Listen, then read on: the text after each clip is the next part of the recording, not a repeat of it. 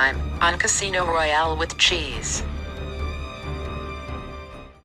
Maybe he also likes... What's his name? Dean? Or, No, not Dean. The other one. The other one.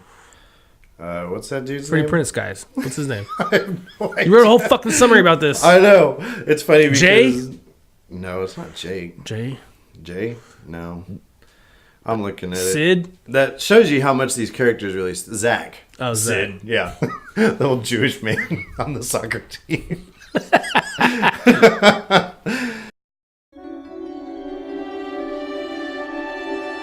And now, the conclusion.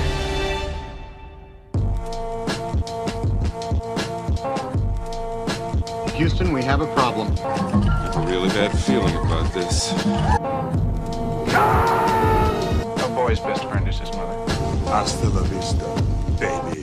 Nobody puts baby in a corner. Roads? Where we're going, we don't need roads. Frankly, my dear, I don't give a damn. Silent breed is people! Yo, Adrian! Adrian! Let's put a smile on that face. I gotta warn you, Clark. They don't play the same games here as they do at them regular casinos. Royale, too.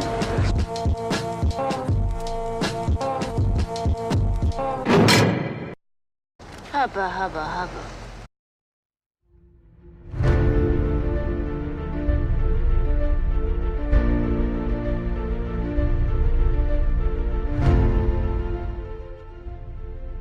Live from our studios in Chicago, Illinois, it's Casino Royale with Cheese, starring your host, who has a real serious case of hammer toes, Shane Burns.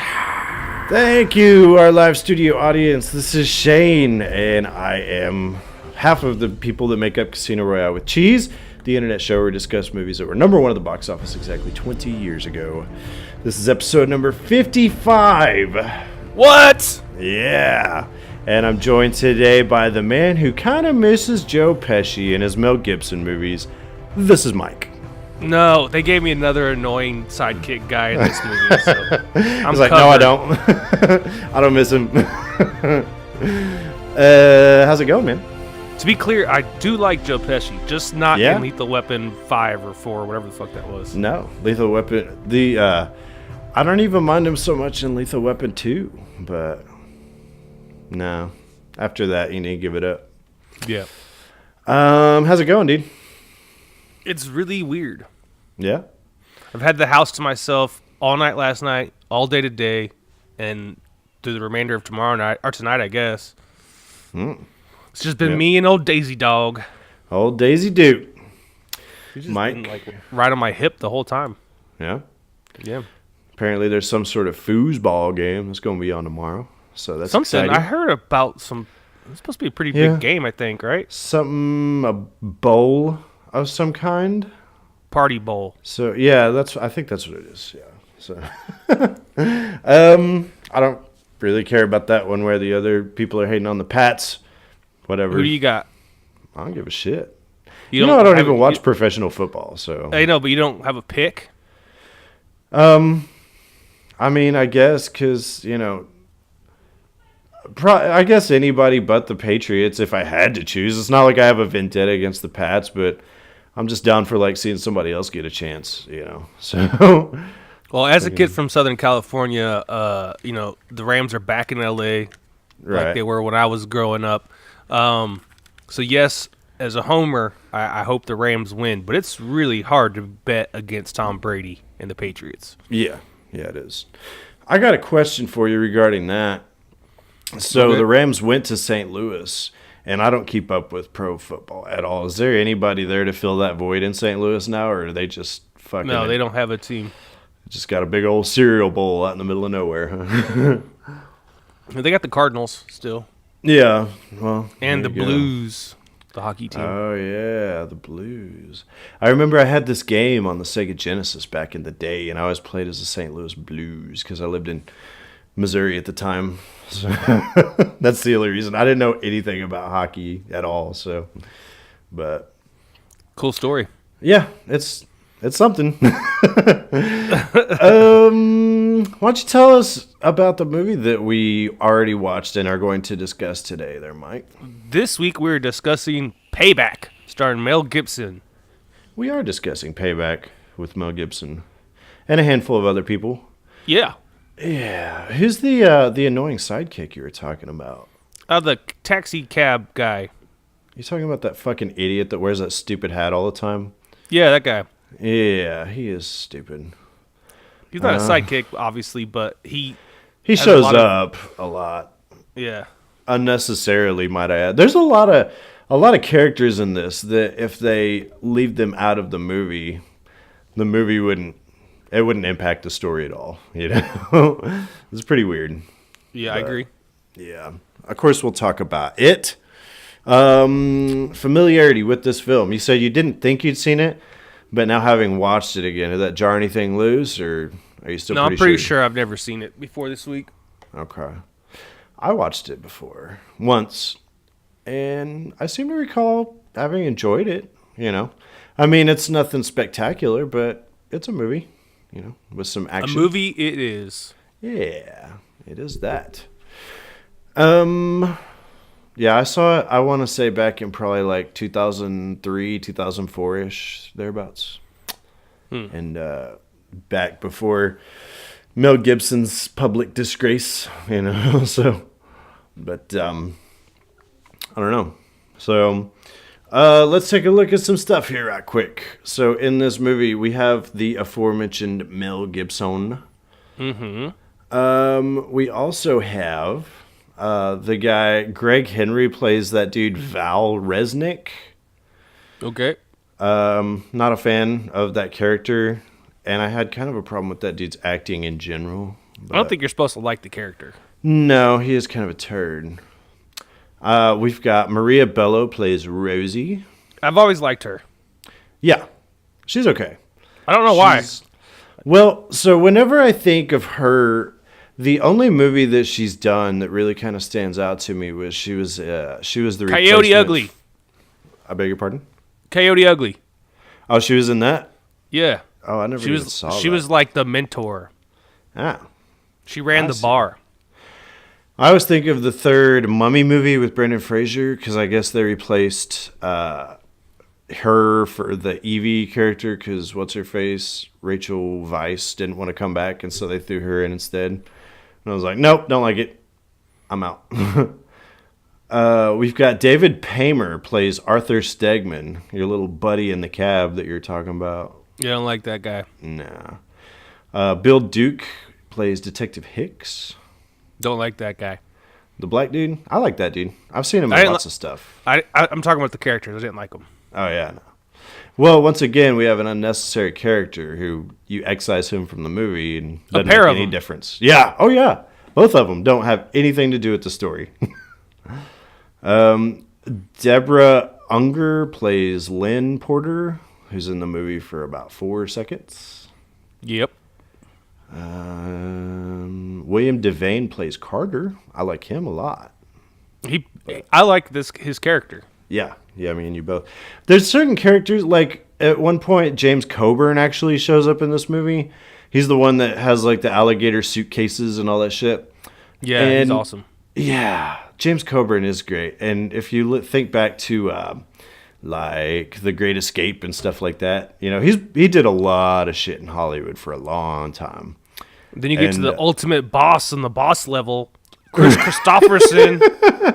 He's like the fucking Shao Kahn of fucking this movie, you know? Yeah.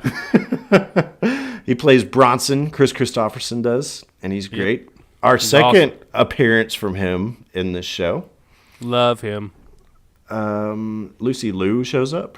Love her. Looking hot as ever in this movie. Oh, I had a serious crush on Lucy Liu right around the time that this movie came out. Uh-huh. Which makes me even sadder that I didn't see the movie when it was out. Yeah. Because she's like half naked. Right.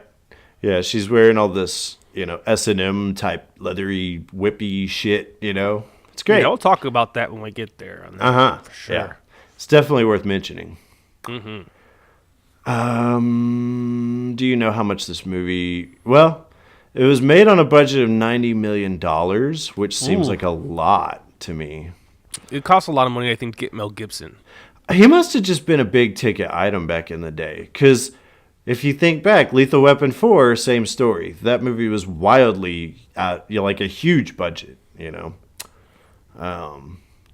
Do you care to guess how many weeks this is number one? 1 week. You're right. How much do you think it brought in the U.S.? 77 million. You're not far off this time. It brought in just over $81.5 million. Ooh, I was pretty fucking close. Yeah, that's within $4 million. That's pretty good. Pretty good right there. I guess that's all I got to say about all the introductory stuff. I don't know. I mean, what is there to fucking say about it besides talk about it itself, you know? Yeah. So let's do that. And one of my favorite parts of the shows is your summary. The summary. Well, let's do that.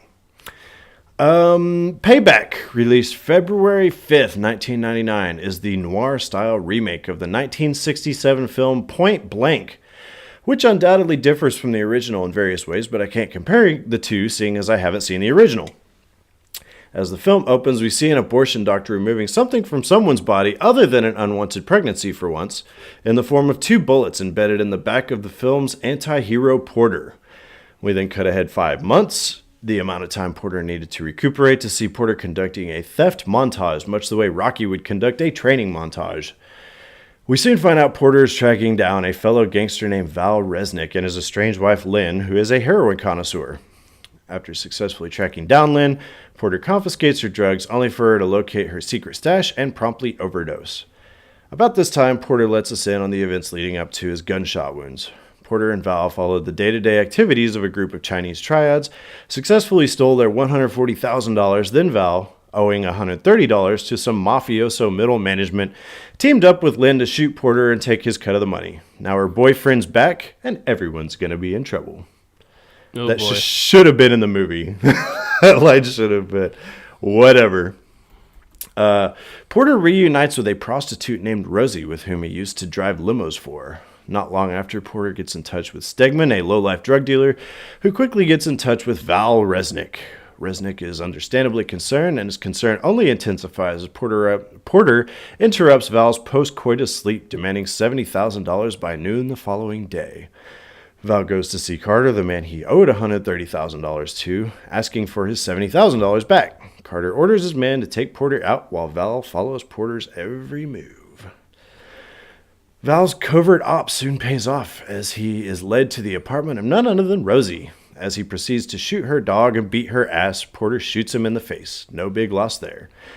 That evening, Porter confronts Carter in his office, demanding his $70,000. Porter calls his boss, Bronson, asking if he can return Porter's money. When Bronson refuses, Porter kills Carter.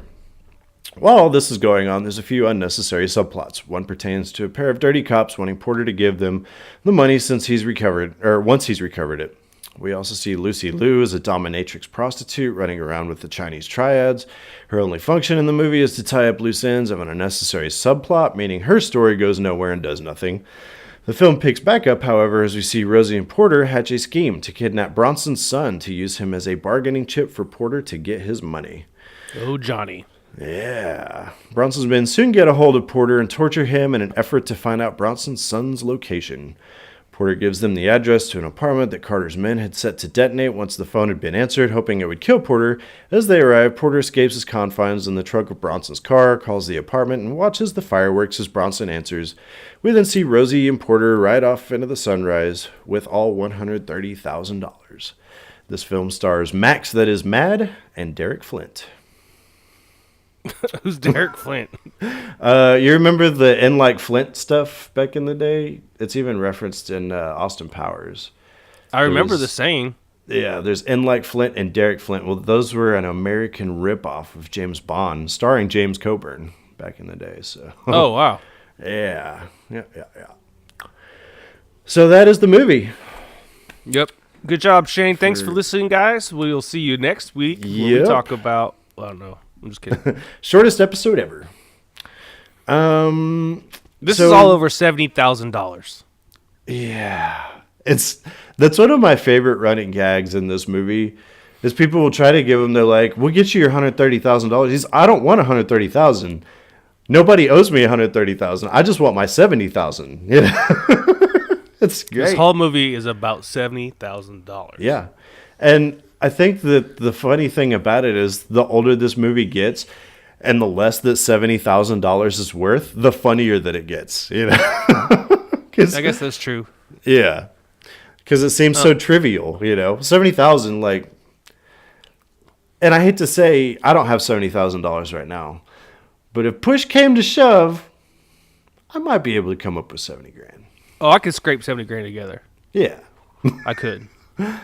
This dude, Val, is acting crazy. He's like, oh, I don't know, where 70,000. You might as well have said $100 kajillion. You know, like, just, he's living in like this penthouse with all this gold shit everywhere. Just sell some shit. You'll get 70 grand, you know? For real. All that over nothing. But so you want to know how I know that I'm a heterosexual, Mike? How's that? I never thought Mel Gibson was as hot as everybody thought he was. Oh. He's all right. Yeah. I think his whole sex symbol stuff was like from Mad Max time frame. Right. Maybe the first Lethal Weapon. Lethal Weapon, yeah. The mullet. See, and I think he could have been hot in the first Lethal Weapon, but that mullet's that's a tough pill to swallow, dude. Well, not back then, though. It was cool. No, back then it wasn't, but it's aged bad. Bad. So. I like how in the opening, well, not the opening scene, the following scene, it's just the whole thing is to let us know that he's a dirty fuck. Oh, yeah. Yeah, he doesn't give a shit. I do like that. Porter. Porter's a piece of shit. Right. He is. But somehow we still like him and root for him. Yeah, he's definitely not the hero. I mean, he's supposed to be like the hero of the movie, but he's a pretty shady dude, you know. I did like the whole bit where he sees that dude and he's like, I kind of look like that guy. And so he steals his wallet and basically charges this guy into the poorhouse, you know, based upon I kind of look like that guy a little bit, you know. It's pretty funny. I thought it was funny. Also, this movie was edited by a Kevin Stitt, who was just elected as governor of Oklahoma. For real? I saw that, and yeah, it kind of stuck out to me a little bit. Oh, it's definitely not the same guy, though. No, not at all. What'd you think about the soundtrack? Not impressed, really. The first half of the movie sounded like the guy who did the soundtrack to Mission Impossible. I can see that. Well, that and was, the second half of the movie sounded like the guy who did the soundtrack to Lethal Weapon 4. Oh. With the cool jazz saxophone. See, I didn't really pay that much attention to the saxophone in this. I didn't notice it at all.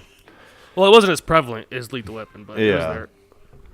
The thing about this movie, as far as the soundtrack goes, is to me it just sounded like some generic action movie bullshit. You know, like there's nothing that really stood out to me, you know. At least with Lethal Weapon 4, I mean, that saxophone gives you something to talk about, you know. This one didn't really have much of that going on at all, so. Yeah. The credits went on forever. The opening credits of this movie? Long-ass time. A really long time. Well, it's weird to think about with this movie because it seems almost like once you watch the movie, you think to yourself, like, well, that was kind of a fun little Mel Gibson romp, you know, nothing special, whatever. But then you look at the budget and you look at all the people that worked on it and like, no, this was kind of a big deal, you know, when they were making it. But whenever you're watching the movie, it seems like it's a much smaller affair than that, you know. So I don't know. But I wrote down Porter's wife's kind of a loser. Oh, yeah? The heroin junkie's a loser? A little bit. Her shoe, though, was ingenious. Yeah, it really was. Like, do you think that's a thing and women just haven't been telling us for years? I don't know. That's a good question. I'm going to check my wife's shoes after we're done with this, though. Oh, the platforms have, like, removable bottoms? Oh, yeah, my wife doesn't wear platforms. She wears flats. Because your wife is tall. Right. I'm glad she doesn't. She would tower over me, but yeah. Daisy, no one's there. Quiet. Speaking of, this is a question that I had for you. What's the worst heroine scenario that you've seen portrayed in a movie or a TV show that comes to mind? The worst heroine that I've seen. Because I have a couple that come to mind, but I was curious to see what you thought. Well, Train Spotting. That's one of them. That's pretty fucking bad, dude. That's hard to watch. It is hard to watch. I'm just going to stay with Train Spotting because that's definitely the one that stands out as like the worst in my mind. Yeah. Well, and these might seem kind of obvious answers, but I'm going to throw a couple out there. So, Requiem for a Dream, I think, is one of them. Just watching Jennifer Connelly get fucked for heroin is really just doesn't make you feel real good, you know? That whole movie makes me feel ill. It's a good movie, but I have no desire to watch it again, you know? Kind of like American History X or something, you know? Right. I'm good. The ass-to-ass double dildo scene. Yeah, that's like, rough. what is going on? Mm-hmm. The other one, I thought of Train Spotting, the whole dead baby thing. Yep. Dude, I never want to see that again. Ever, you know? And what's fucked up about it is if you look on IMDb, they actually list that movie as being like a drama/comedy. What? I'm sorry. If there's a dead baby in a crib, that movie's no longer a comedy, dude. That movie could have been Dumb and Dumber up to that point, and then dead baby, it's over. You fucked it up, you know? Yeah, dead babies are not good in movies. No. The other one I was thinking of was where in Breaking Bad, where Jane choked on her own vomit to death. Oh, that was pretty terrible. Well, watching that character and her downfall was just bad because she told Jesse up front. She was like, I really don't want that shit in here. And then, like, she kept hanging out with him, and then she got back into it, and she wound up choking on her puke like Jimi Hendrix, and it was just fucking bad to watch, you know? Yeah, and then you got, what's his name? Who, Walter? Yeah, you got Walter, like, helping her choke to death on it. Yeah, he's just watching it happen because she's blackmailing him, you know? He wants her to die. Yeah, it's rough. Looks like Porter was a Marine. Yeah, of course he was. But that doesn't ever factor into the plot at all, man. He just got a tattoo that says it. Well, you would think that if they went through and made a big deal about it, because they never actually like verbally say anything about it either. And so it's just one of those, they put it on his arm because fuck it. And that's it. Go on down the road, you know. This is why he's a one-man wrecking show, because he was in the Marines. Yeah. Not necessarily. We'll just say that. Just because you're I was in the Marines, I know a lot of them. Right. But I would venture to guess you probably would not make it through this scenario like he did. Me? Yeah. No, I'm a pussy. There you go. So I avoid physical confrontation at all costs almost. Right. Like, basically the only way you could get me into a physical fight today is if you were threatening the safety of, like, Nicole or my daughter. Right. Your kids. You know, people I care about, basically. Right, yeah. You not so much. I'd be like, oh, you're on your own, Shane. Right. Well, you probably done pissed that dude off, I bet. Come on, Shane, you're way bigger than me. What can I do? Right. I wrote down William Devane. Looks like a Muppet. Like, I look at him. He's the dude that was Carter. I think of him, like, whenever I look at him, I think of, like, The Barrier and the Big Blue House or something like that, you know? He just kind of has this wrinkly neck, like it's all made out of rubber or something, you know? Oh, I thought he was a cool motherfucker, man. He is a cool motherfucker. And there's certain people in... Go ahead. Lip balm out of, like, a giant thing. Like a giant can of lip balm. Oh, yeah. Yeah, that's the move right there, dude. What's funny about it, though, is I think that with him, and especially James Coburn, they look as though they're not trying to act. Like, this is all very natural to them. There's certain people, like even Chris Christopherson, you know, he looks a little like he's trying, you know, his son especially, Maria Bello. But those two guys, they look very conversational, you know, whenever they're, like, a move that I noticed in particular is whenever it showed, what's that dude, Fairfax was James Coburn's character? Yeah. Yeah, he's walking into the house. He's like, "Hey, Charlie, how's it going?" You know, like that. And I was like, that right there is something that would be a very natural thing for a good actor. You know, to "Hey, Charlie," you know, that sort of thing. I love his scene. Oh yeah, he's in this movie way too little. Way too little. He's in movies in the early 2000s or late 90s way too little. Infrequently, I guess is a better word. But A lot of cameos. Indeed. So when Val and Porter decide that they're going to rob the Chinese, what'd you say they were? They're the triads. The triads. Okay, when they decide they're going to rob the triads, they decide to use a pretty, I think, a good tactic. You know, he noticed that they don't wear seatbelts, so he's going to smash a car into them in the alley, and they heat it. Yeah, like heat. And take advantage of it. And Mel Gibson even puts a mouthpiece in. Why didn't they put on helmets? That's a good question.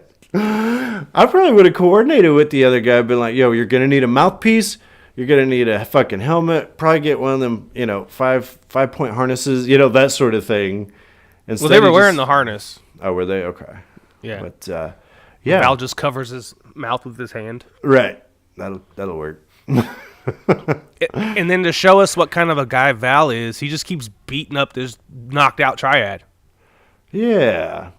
I got problems with Val in general. The actor that played him, I was saying about Maria Bello, this guy looks like he is trying to act really hard, and it is not looking natural at all for this guy, He's struggling.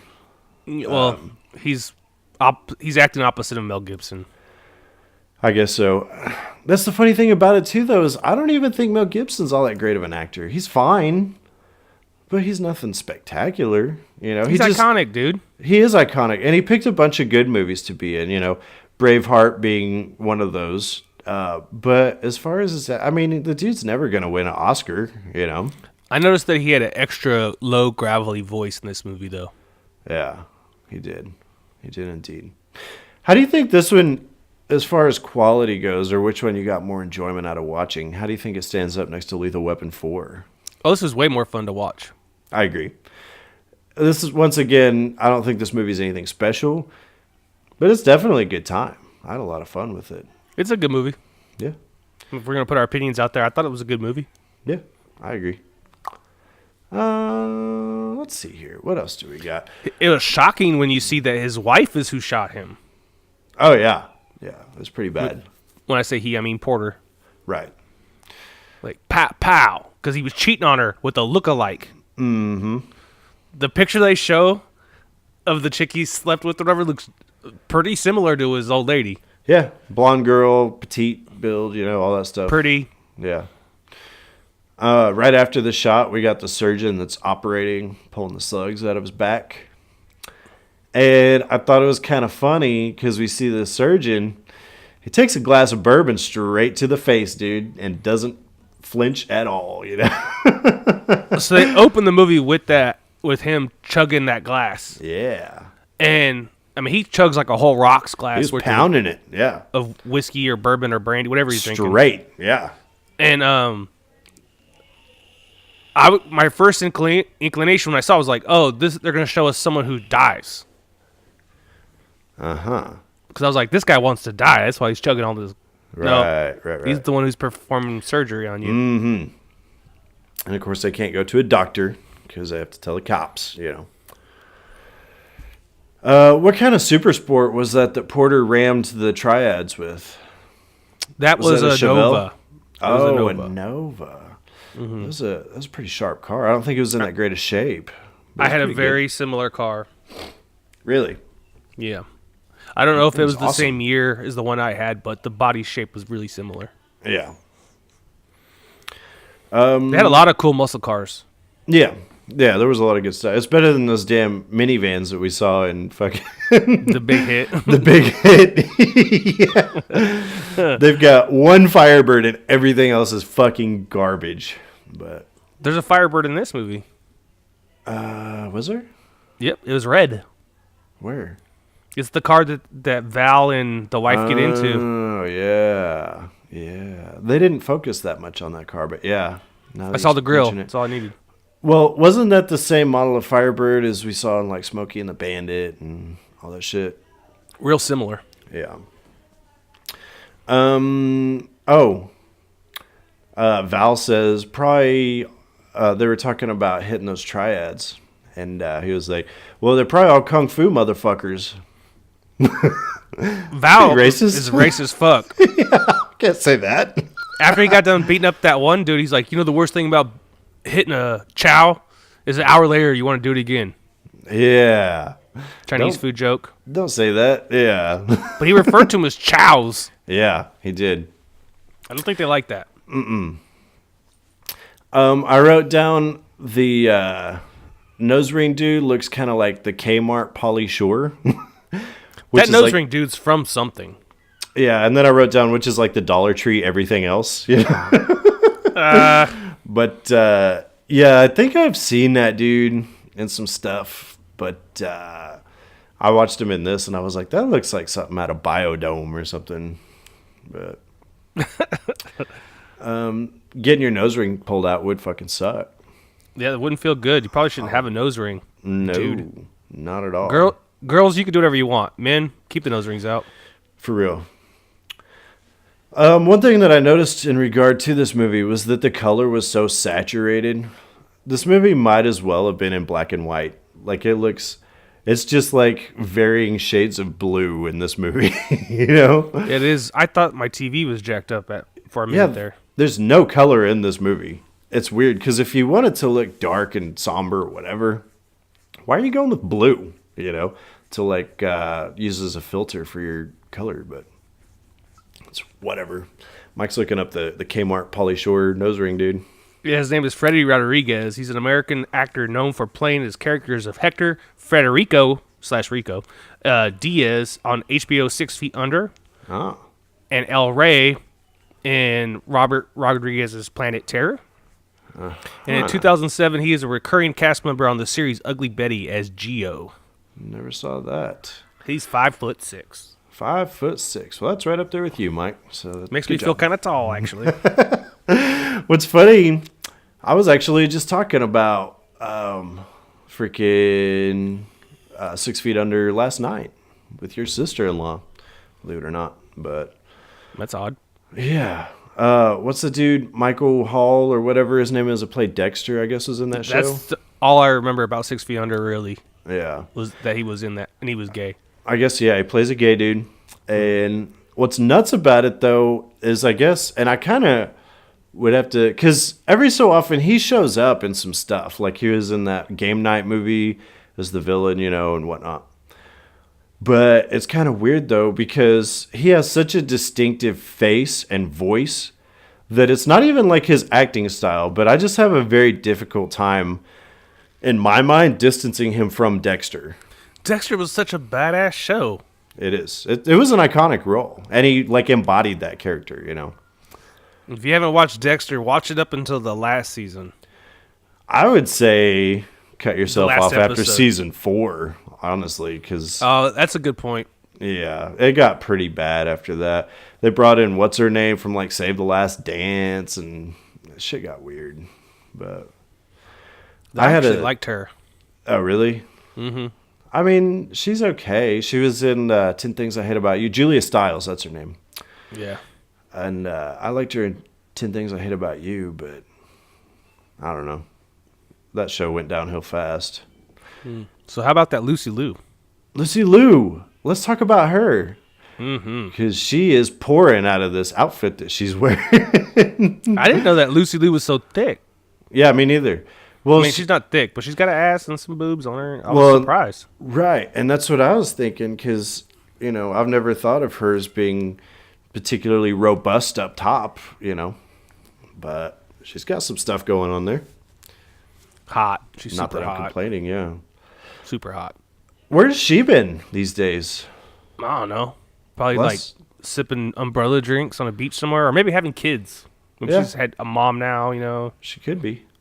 Last thing that sticks out to me that she was in was that damn Kill Bill, you know. And that was a while ago. Wasn't she a Charlie's Angel? She was, but that was before Kill Bill. Was it? So, yeah. I don't know. It's pretty crazy. I wrote down I'm having a similar encounter with this film that I did with Sin City. And that, like, in Sin City, everybody is smoking a cigarette constantly. So I'm sitting there watching it going, you know, I could probably go for a cigarette. And I don't even smoke anymore. But You know? Porter chain smokes. Oh yeah, constantly.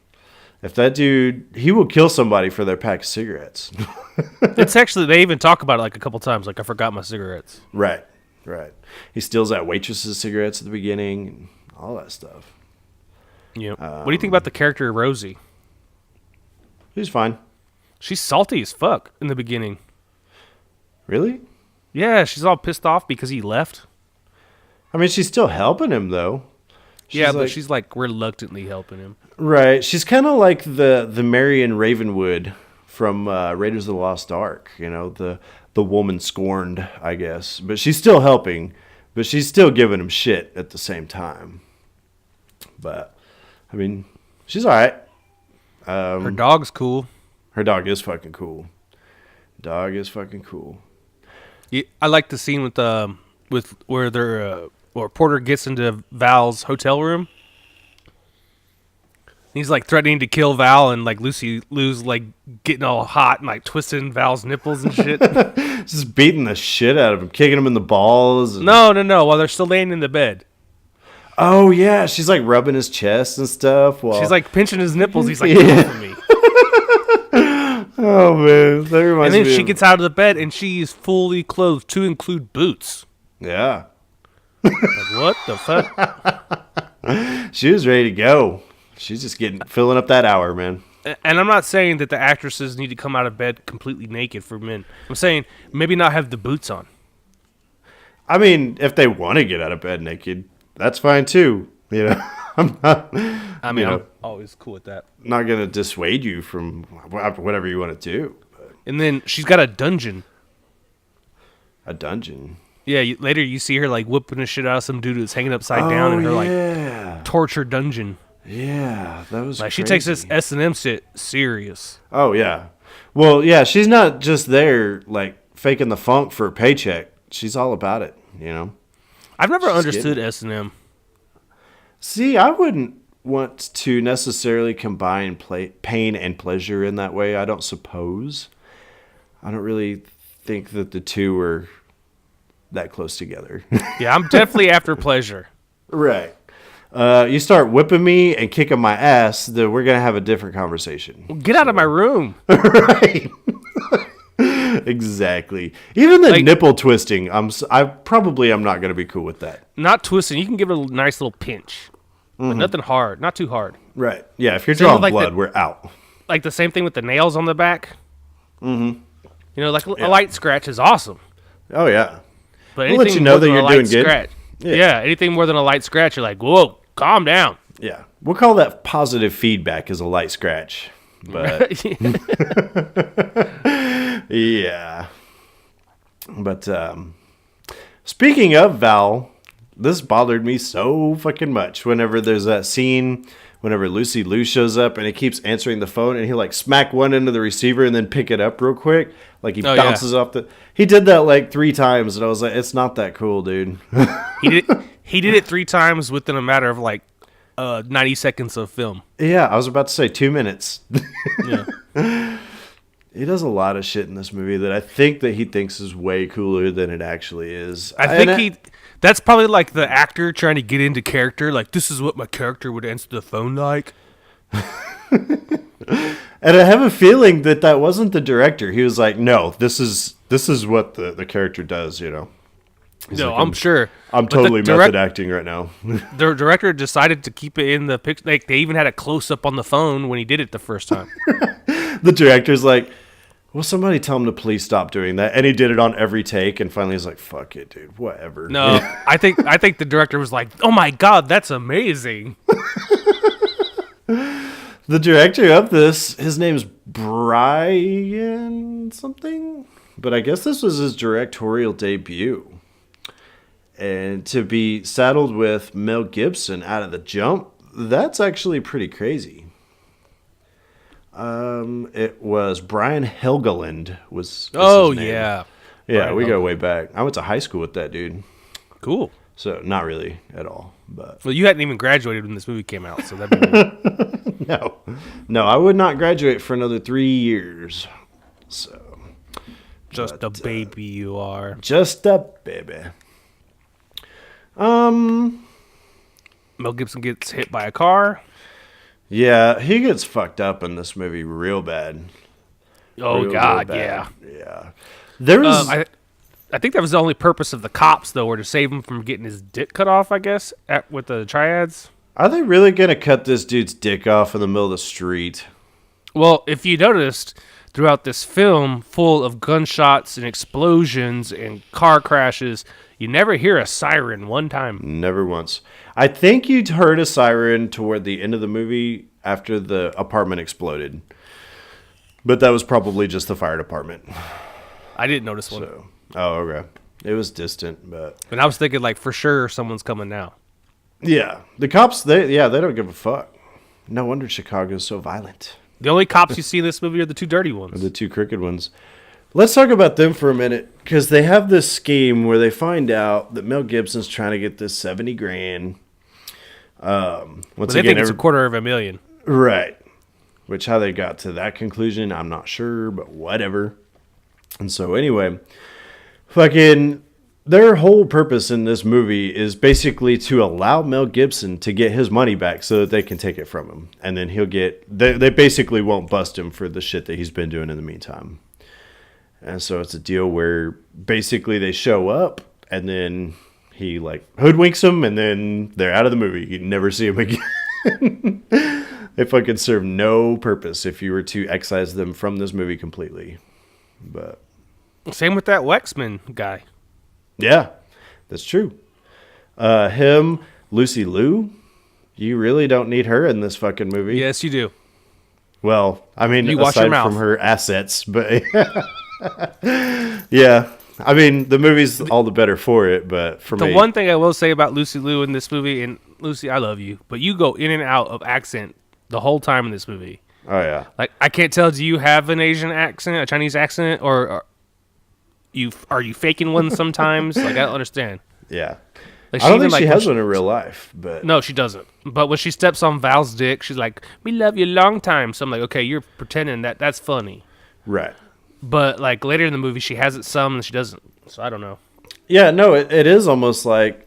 She sounds, not to come off as racist, but almost like some kind of a tourist or something, Or, like, you would think of, like, somebody that has a good grasp on English, but they still kind of struggle with it, So, I don't know. I thought whenever Carter got shot, whenever Porter shot him, he did this funny little arm motion, like he threw his arm up in the air. Yeah. What the fuck I was noticed that? it too. What the fuck?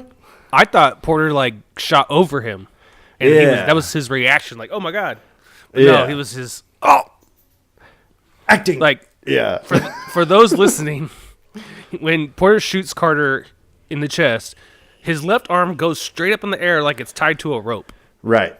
Yeah, they just weekend at Bernie's his ass. Yeah. Yeah. It's pretty weird, dude.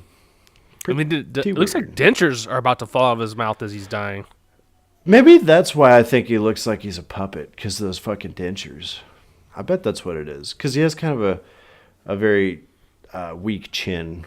So maybe that's it. I don't fucking know. But whatever. I just wrote down Chris Christopherson.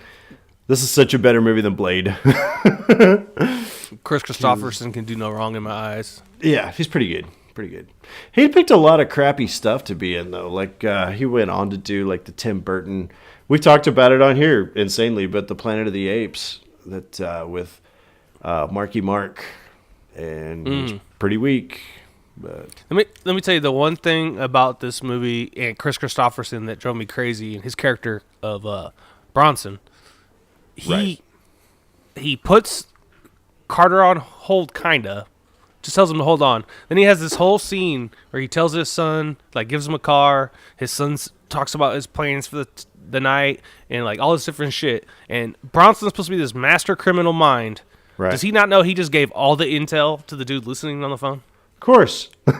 That's dumb. That's so dumb. And I was sitting there watching it like, oh, well, that's pretty convenient. And I was like, wait, that's super convenient.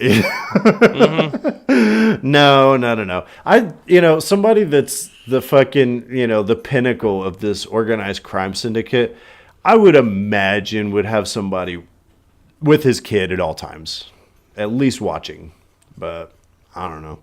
mean, I'm not a organized crime guy, but And there's another running gag. Is it the Syndicate? Is it the what do they call it too? The other name for it? the something. The organization? No. Yeah, it doesn't matter. I can look it up, but I don't really care. No, don't do that. What about him? I mean, in this, the character Jimmy. Oh God, Jimmy. Which one is Jimmy? Jimmy's the son. He's Bronson's son. Oh, okay. Like, so he tells his dad all his plans while Porter's listening on the phone. Right. Then he goes out for the night, and he's at a fight. Porter can't spot him, but he knows he's sitting ringside, but he can't find him. Right. And then the sign flashes "Happy Birthday, Jimmy" on it, and Jimmy stands up to the Oh, whole that's arena me. and says, "That's me. That's me. That's me." Like, really obviously pointing at the sign and then pointing back at himself. Right. That up there, Jimmy, the guy you're looking for, it's me. That guy It's me. Jimmy. This guy. Yeah. Yeah. Like, thanks, Jimmy. Yeah. That worked Appreciate out great. you. And then Jimmy walks out of the fight, and there's this blonde that's like, "Hey, Jimmy, I'm your birthday present." And he's like, "Awesome, let's do this." Hell yeah. Dude, listen. She's very pretty. I'm not taking that away from her. But I don't give a shit if I was... you know what? I take it back. If I was 20 years old, I definitely would have gotten limo. Yeah, I probably would have. I'm talking from the mind of a 40-year-old where I'd been like, no thanks. But as a 20-year-old, I'd probably been like, 20 hell yeah. years off of that, yeah. No, I would have, I think. Yeah, pretty girl. She's wanting to get down. Fuck it. She's apparently bought and paid for it, which is weird. Of course. But as far as hookers go, she's better looking than what we got around town here. So the hooker thing never appealed to me either. So S&M, not my bag. Hooker, not my bag. Right. I've been to lots of foreign countries where it's pretty accepted there. Of course. I'm not into it. And I didn't even know until I got educated later. A lot of them are sex trafficked to wherever they're working, which it makes it even more terrible. Mm-hmm. But I always thought to myself, like, I don't want to have to pay a girl to have sex with me. Right. I want her to want to have sex with me. Right. Just put in a little legwork and I can probably get it going, you know. I mean, I'll pay you like in the form of a steak. Right. And a movie ticket. Yeah. Like and yeah. At least get something. Hand job. Of course. Yeah, it just kind of takes the fun out, you know, and that's like the whole thing of like, well, I can go to Hooters and the girls will flirt with you there. Well, yeah, because they want a tip, you know, so just one of those things. I'm going to be really rude here and put you on hold for a second. My dog is sniffing around like she's got to go pee, so I'll be 1 sec. Oh, okay. Well, I'm going to talk then for a brief second. Yeah, just talk to yourself. Of course. I could do that. One thing that I thought was interesting that I think bring this up with Mike is a lot of times, and I noticed in this movie and I've noticed in lots of other movies, is that whenever they're carrying like a gun around, whether it's a 9mm or a machine gun or whatever, these guns all tend to rattle around a lot. Mike's back now, so that's good. I'm back. I was just saying that I think it's interesting that in these movies, whenever they show a firearm, they rattle around a lot. Like 9mm or machine gun, whatever it happens to be. In this case, a Magnum. They just sit there and like whenever he like picks it up, you can hear it like jingling and shit. Guns aren't supposed to do that. No. No. But these guns do pull the notorious movie fake out of all that I hate in all movies. Unlimited bullets. Yeah. Except for one scene with Lucy Liu. Yeah. By the way, that scene, he had shot 50, 60 rounds out of that revolver.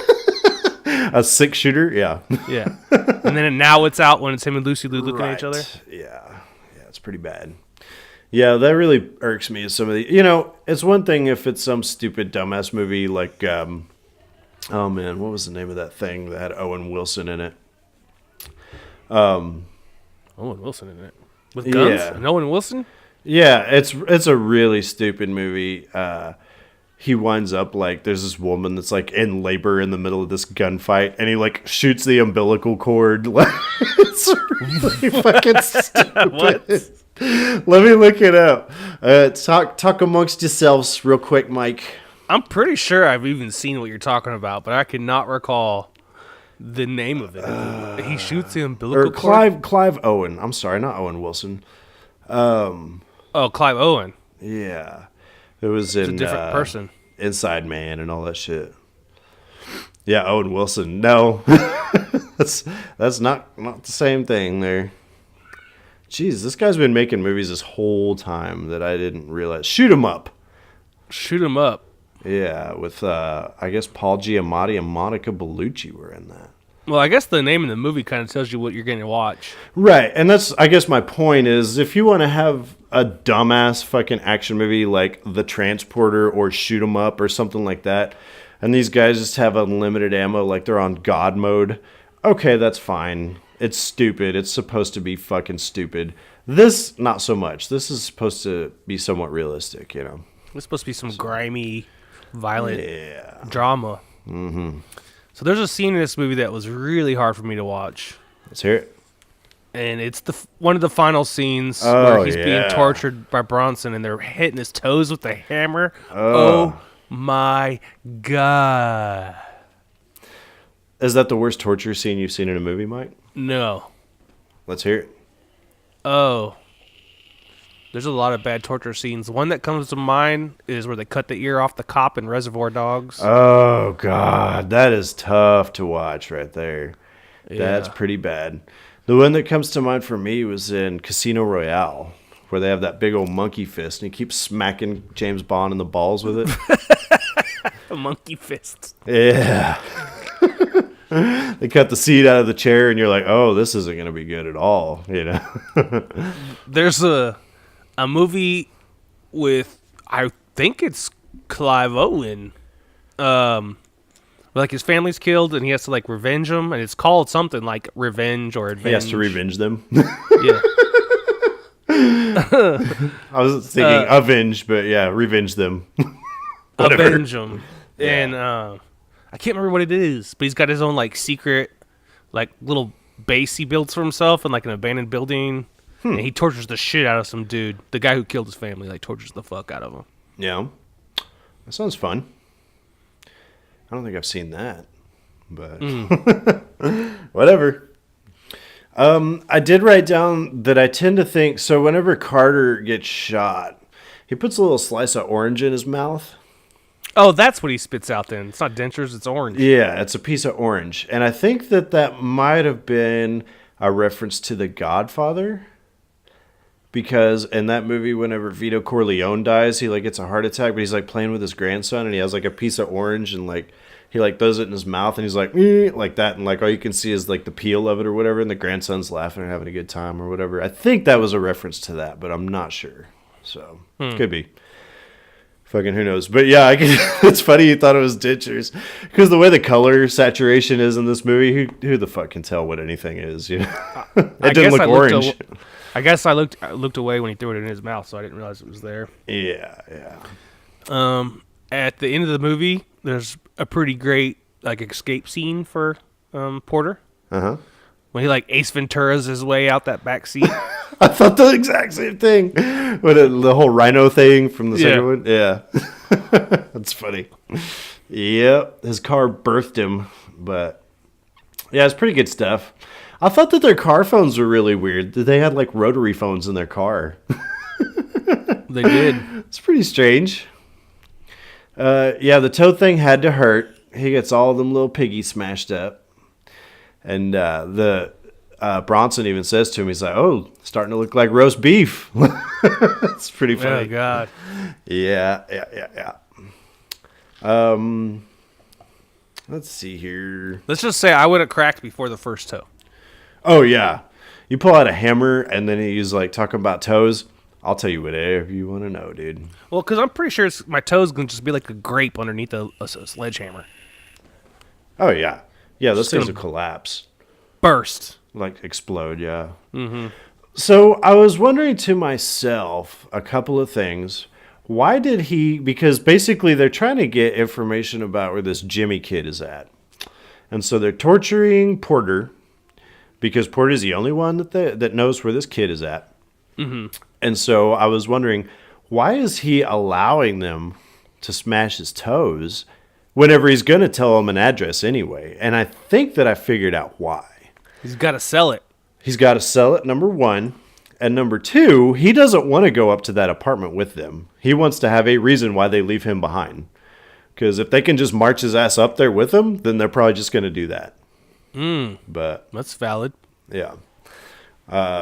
So that's the only thing that I could do. The switcheroo, I wasn't expecting until he reached for the phone. And then I was like, oh, shit. Oh, shit. Because we never saw what happened to that bomb earlier in the movie.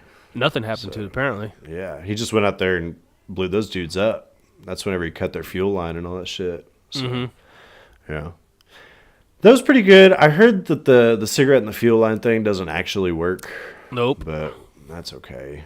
That was actually like a running gag when I was brand new in the Marines. Remember, I'm aviation in the Marine Corps, so like we had a lot of aircraft fuel.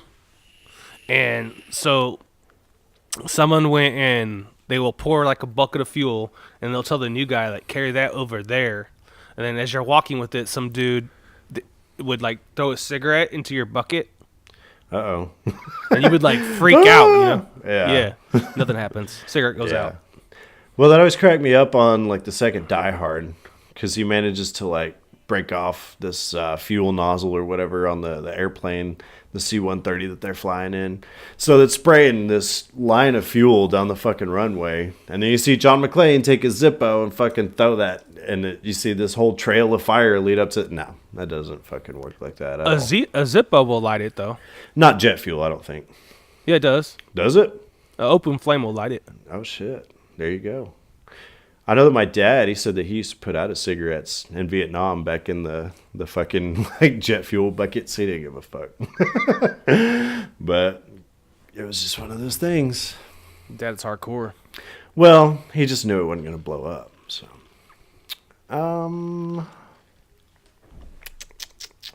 let's look. I don't know how much more I have to talk about. There's not a whole lot more to talk about. I did write down you don't see very many dogs getting shot in movies these days.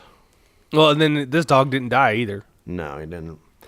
I was racking. He was apparently incapacitated.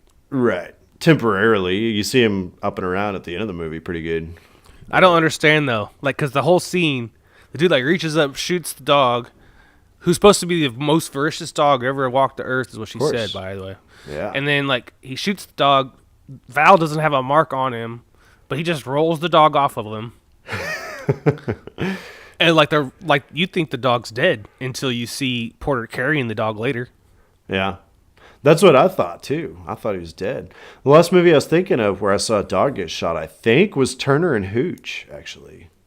Did you cry? Tom Hanks. No, I didn't cry, I don't think. But, you know, I'm not as big into dogs as some people either. What about Old Yeller?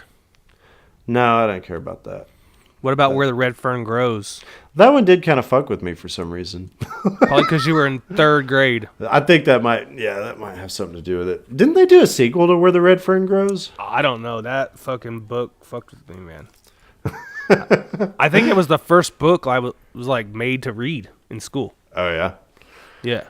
And I was like, I don't like reading. Well, that sucked. Never doing that again. Yeah, I don't want to do that no more. All right. I just wrote down I like that this movie isn't trying to be anything special. It's just a good action movie. But they get away and go to Canada. Yeah. I think it's weird, though, because I think they were trying to do something like bigger scale, but it just didn't come across like that on screen. You know, you have a huge budget, a huge crew of people work on this thing. You've got a handful of people that have been in other stuff, you know, and it just comes across like, yeah, it's good, you know, just this little story, and then it comes and goes, and that's it. I would have liked to have seen the death of Fairfax and Bronson separated. Yeah, I would have to. Like, you took out two level bosses in one thing. Right. That's not how it works. No, the closer you get is Carter, and then you move up to the two bigger baddies. But yeah, I do like that this movie has a really fast pace to it. It's like an hour and 40 minutes, and it doesn't seem like it really, like it doesn't overstay its welcome, you know? There's not a whole lot of filler. No, not all. Well, unless you count the stupid subplots that don't matter at all. That don't do anything. Yeah, but They all get eliminated. right. Even those though don't seem to be just there to fucking waste time. I think that the writers actually thought that these were good subplots, but I think the one thing you have to do when you're writing a movie is try to discern, like, does this really matter? You know, should I even be wasting my time with this? And in this case, probably not, but whatever. Yeah, I mean, he just brushes them off like they're gnats. Yeah. Oh, yeah. Real easily. So, whatever. I did like how he got rid of him. That was kind of cool. I like how he got rid of that Lexman guy. The Lex. Used his body as a shield. Yeah. That guy really needed to die. I was glad to see him go. So. Final thoughts. Decent? Decent movie. Good movie. Yeah. As far as, I was watching it going, this movie, it's pretty good, whatever. If this would have been, once again, a movie that came out last year, I'd have been going nuts over it, dude. Man, that was awesome. If this would have been a 98 movie, yeah, for sure. Yeah, it probably would have made my top 5. So. On a scale of 1 to 10, recommendation for a friend to watch it. Depends on the friend, but I'll say, like, if you hadn't seen it before and I was recommending it to you, I would say like maybe a 6. I'm right with you. 6 is perfect. Yeah, like if you hadn't, say you're just a huge Mel Gibson fan and you never seen it and you like action, yeah, check it out. It's pretty good. So yeah. But 5 being average, of course. Right. But yeah. What about this week? Did you watch anything worth mentioning, or? I've been watching. Boy, I've been watching. I've been home alone, so I'm alone, just like Kevin McAllister. I kicked on the old Netflix and I watched Hateful Eight again. Oh, good movie. Long movie, but good. It's long, but I really like it. 2 hours and 47-minute runtime, I believe. I will say, big Tarantino fan. Unlike this movie, I do feel that there are parts of the Hateful Eight that drag a bit. That's not to say it's bad. And I think that you kind of have to deal with some of that in just about every Tarantino movie. It's purpose. It's on purpose. Yeah.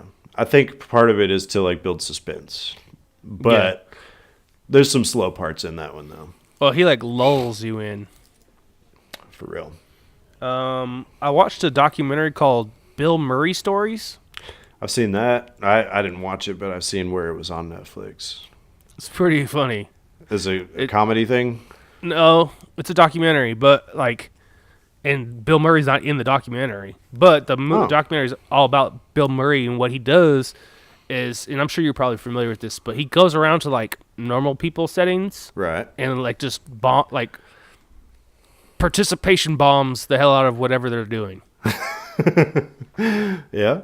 Like instead of photo bombing, he actually like one, for example, he like jumped into a game of dodgeball. A family was having like a family reunion. Oh shit! Yeah. He came to a house party, just randomly showed up to someone's house party and like just partied with them all night long. That would be the greatest party ever, dude. Well, and they have a lot of video footage from that party because people were like on their phones, Yeah. And they looked like they had a live band. It looked like they were having a great time. There's a story of it where he was in Glasgow, Scotland, and he like washed the dishes in this house that was having a party. Oh, really?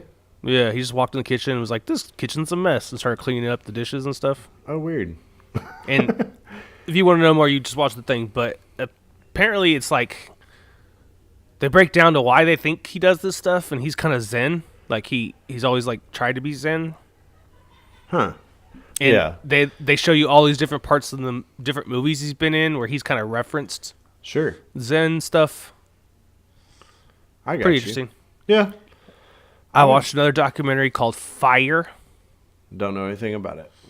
It's about the blunder fraud that the Fire Island Music Festival was. I'm not familiar, but yeah. I watched another quick documentary called Sam Kinnison's The Screams Continue. Sam Kinnison's crazy. He's a crazy dude, man. He was a preacher before he was a comedian. Really? A Pentecostal preacher. No joke. Just listening to that guy talk, like if I had that decibel range and that pitch with my voice and I talk like that all the time, my head would hurt so much constantly. Didn't it look like his head was hurting all the time?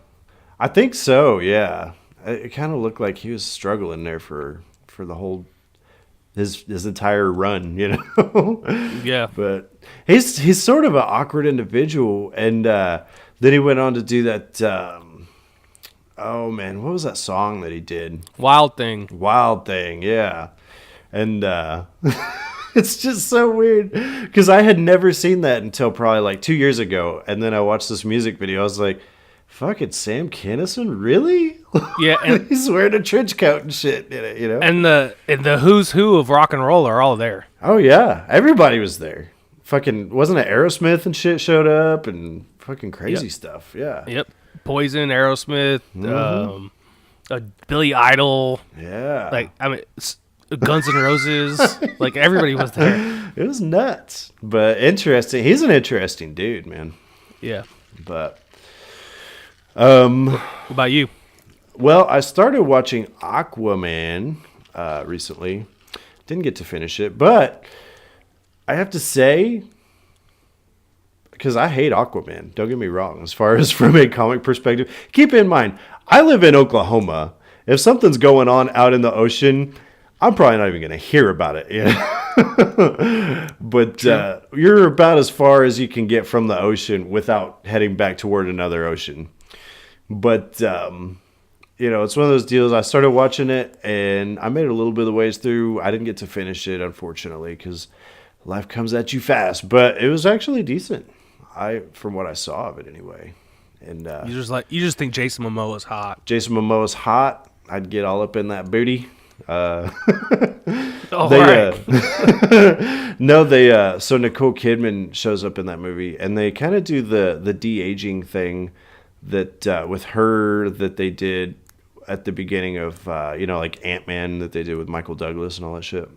Oh, like airbrush him, kind of. Yeah, except digitally. But she was looking good, and it kind of made me pine for back in the days of young Natalie Portman, because she's beautiful now, but golly, she was Natalie Portman just incredible back then, you know. Natalie Portman? Or not Natalie Portman, Nicole Kidman, I'm thinking. Yeah. I was like, Natalie Portman's not very old. Different gal. No, Natalie Portman's, she's still beautiful. Now, Nicole Kidman, who admittedly is a beautiful woman, but it just kind of brought me back to whenever I saw her in like Batman Forever, you know, and stuff like that. Like I was 11, 12 years old again, you know, seeing her for the first time. Like, she's great. But okay, you ageist I asshole. guess so. I don't know if I watch that much else. Me and the wife, we watch. We try to pick up, you know, documentaries and shit when we can, but it's sort of a struggling thing. I did watch a lot of fucking Black Mirror, you know, this week. That's one thing I tend to revisit quite a bit is Black Mirror. I watched Metalhead probably 5 or 6 times. Metalhead's a great one. I heard people talking shit on that one recently, but I thought it was pretty good. It's one of my favorite. Yeah, that one's good. The one that I watch, it seems like more than any other, is that 15 Million Merits, where they're riding the bikes in the future. Yeah, that one was quite good. I We've also had watched this conversation on here before. I think so. Yeah, I also like the one a lot where it's the kid, like he watched the porn and somebody hacked his computer, and so they have video of him like beating off and shit, and they send him to like do these tasks around town, like rob a bank and shit. And oh yeah, that one's pretty good. I'm gonna let you go ahead and release the film because nobody wants to watch me do that. Right. Well, and even the guy in the thing, you know, you find out that there's more to it later, but the guy that he's like hanging out with, he's like, so what? You beat off to porn? He's like, I would imagine even the Pope does that, you know. But it's pretty funny. But no, I didn't really watch that much this week. Okay, not much time. Got an interesting little tidbit about last week's episode. Oh, let's hear it. We covered She's All That, and We did. of course Shane knows about this already because of our Facebook group. Yes. But Charlene posted in there that I actually attended the what's the word, showing. Yeah, you went She's to All a That screening of it on Valentine's Day. with her and another friend of ours, Wendy, and the power went out about 30 minutes into it, and we left. Right. And I don't recall this at all. This is after Charlene got stood up.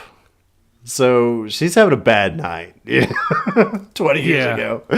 Yeah, that sucks. And anyone who knows Charlene, she's a sweetheart. So Yeah. I'm sorry. Sorry you had a rough year 20 years ago.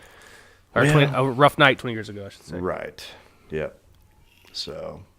And she's actually talked about a movie that we may be able to get her on here to talk about, which is exciting. So I've already researched it, and we're never going to talk about it, so we can pick it. So we're good.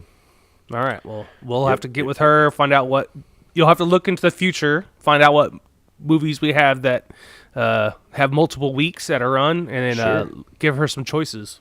There you go. That will work out. We got to make sure we're together for that one. Right. Assuming she's not like on a New Kids on the Block cruise or anything like that. So. Or starring in Whole If she Foods is, commercials. We could try to get Donnie Wahlberg on the show if she is. So, you know. You think we got that kind of pull? I mean, why not? Or you think she's got that kind of pull? Right. Yes. She might. Exactly. I don't know. She's a pretty girl. She can influence him, I'm sure. Oh, God. So, yeah. But I don't know, because he's going home to Jenny McCarthy, and she's got it going on too. So it's going to be a showdown between Jenny and Charlene. I don't think Charlene gets down like that. I don't think she shows down. She's a married woman, Shane. Well, of course.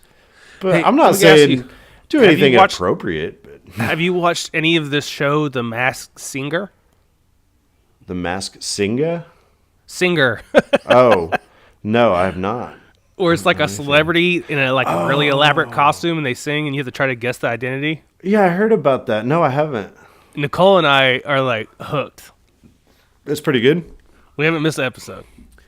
Well, I don't really like singing shows, but that one has a twist to it. So I'm kind of down for that. Well, and the panel's great. Like, you got Dr. Wong is like one of the panelists. Who the fuck is Dr. Wong? You would know, he's a stand-up comedian, but you would know him from, what's that movie where they're in Vegas during a bachelor party and all that shit? Are you talking about Mr. Chow in The Hangover? Yes. Oh, okay. I got you. He's on there. Jenny McCarthy's on there. Okay. She's one of the panelists. And Nicole Scherzinger, I think is how you say her name. She's like the head pussycat doll girl. Oh, okay. And then There's a Alan band Thicke- I don't or know anything about, but Robin Thicke. Robin Thicke. Oh, Robin Thicke. Me and the wife were just talking about that dude because I guess he cheated on his wife. And I was sitting back and talking to her the other day, and I was like, well, he did the Blurred Line song where he's running around with naked women. Who couldn't have seen that coming, you know? Well, apparently that's right around the same time he did it. Yeah, there's a big fucking surprise. There's a really sad clip online you can see of him like at a concert, like singing a song, and he's like begging his wife to take him back, like he's emotional and shit. Oh, shit. Like he's old drunk or something. Yeah. Awkward. That's pretty bad. Wow, that sucks. We'll be watching next week, Shane. You don't have any idea, do you? You can give me a hint, and I'll do my best. I can give you a hint, and in fact, I think I will. We have two of your favorites. We've got Mr. Ben Affleck, who I think this is a premiere for this show of him. And we also have a second appearance by Sandra Bullock. What's the name of that movie? Oh, what was the name of that movie? It also is a song by the Police, we'll say that. Oh, God. Every Step You Take? No. Oh, wait. No, wait, hold on. I know what this is. This is that damn weird, like, timeline movie, right? Where they, like, mail shit back and forth? I think you're thinking of that Sweet November or whatever movie with Keanu Reeves. Oh, this yeah. is Right. What is this? Message in a Bottle, I guess. It's Nicholas Sparks, the guy that wrote The Notebook and all that shit. So we're in for a real fucking treat next week. First of all, The Notebook is a quality film. No, it's not. The rest of them kind of fall off. If you look up like Nicholas Sparks movies, it's mind blowing. Really? That dude is loaded. He has to be. Yeah. Yeah, I didn't know. We got a second. Why don't you just sit right there while I read you? Don't look it up. I want to be the one who reads it to you. Okay. Let's hear it, Mike. Nicholas Cage Sparks. That's actually his middle name. Cage? Not really. No. The Notebook. Of course. The Best of Me. Uh-huh. The Lucky One. Uh-huh. A Walk to Remember. Oof. The Longest Ride. Okay. Let me, spoiler alert for A Walk to Remember. A girl gets cancer and dies. Spoiler alert for The Notebook. A girl gets Alzheimer's and dies. The Choice. Dear John. Yeah. Safe Haven. Safe Haven. The Lost Song. The Last Song. Message in a Bottle. Yeah. Nights in Rodan. Deliverance Creek. Huh. Well, at first I thought you were going to say Deliverance, and I was like, damn, Nicholas Sparks, you wrote some fucked up shit, but no, he's not that cool. He is known for his romantic novels. Yeah, he definitely has a type. So there's that, I guess, to look forward to, if that's your thing. Something tells me I've seen a handful of Nicholas Sparks shit, and it's not my thing. So if you're a big fan of his, you might be real pissed off this time next week, but I guess we'll see. So, but no, that's what we're watching, I guess. Maybe Sandra Bullock can elevate this whole situation, although she couldn't for Practical Magic. I guess we'll Kevin find Costner's out. in this movie? Is he? Kevin Costner and Robin White is what I'm seeing. I don't see Sandra Bullock in Who the fuck is Robin? What are you looking at? Message in a Bottle. Maybe I'm fucked up. Because, oh no, I think I am. I think I did fuck up, actually. I don't think that this is the one I'm thinking of. Kevin Costner and Robin Wright. Yep. Not Robin Wright Penn, I don't suppose. Paul Newman's in this? Huh. Robbie Coltrane. There you go. Are you sure this is the right movie? Yeah, no, it's the right one. All right. But yeah, I was thinking of something else that I think we got coming up later this year. So, no, I was pretty fucked up on that whole deal, but it's the right movie. I didn't fuck that up again. Okay. So I guess if you like Kevin Costner and you're like that weirdo that's just obsessed with Robin Wright movies, then you got something to look forward to.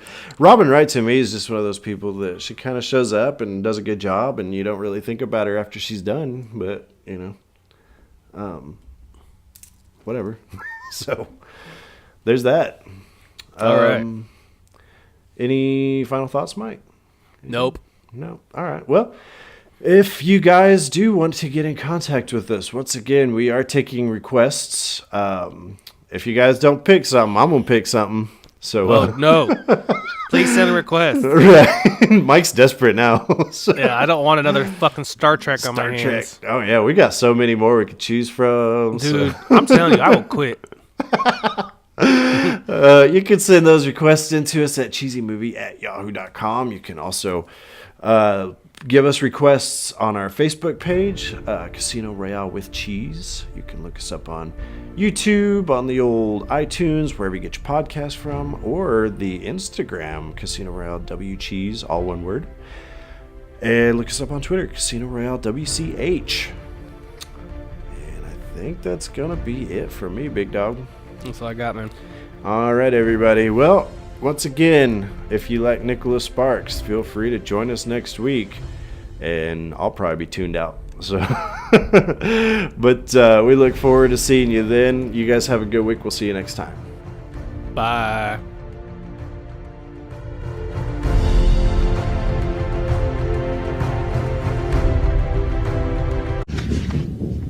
I'll be back.